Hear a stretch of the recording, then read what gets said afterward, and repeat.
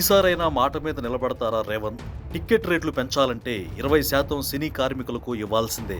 కొత్త rule తీసుకొస్తామన్న CM Revanth Reddy. అసలు ticket రేట్లే పెంచనివ్వమని గతంలో స్టేట్మెంట్. ఈ మాట మీదైనా రేవంత్ నిలబడతారా? సీఎం రేవంత్ రెడ్డికి సినీ కార్మికులు చేసిన సన్మాన సభలో ముఖ్యమంత్రి ఎన్నో హామీలిచ్చారు.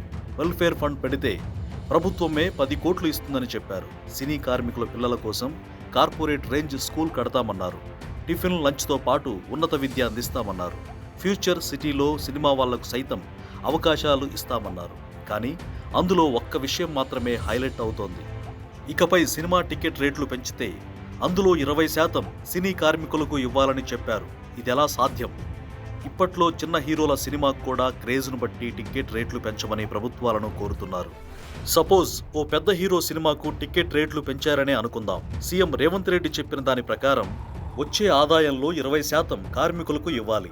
ఒకవేళ రెండో ఆటకో రెండో రోజుకో ఆ సినిమాను ఎత్తేస్తే సరే, ఒకవేళ హిట్ అయిందే అనుకుందాం, 20% ఇవ్వాల్సి వస్తుందని కలెక్షన్లను తక్కువ చేసి చూపితే ఇప్పటికే సినిమా వల్ల ట్రిక్స్, వసూల లెక్కలు అన్నీ తప్పుడు తడకలు. ఇలాంటి సమయంలో టికెట్ రేట్ల పెంపు ద్వారా వచ్చిన ఆదాయంలో 20% సినీ కార్మికులకు ఇవ్వాలని చెప్పడం సాధ్యమయ్యే పనేనా?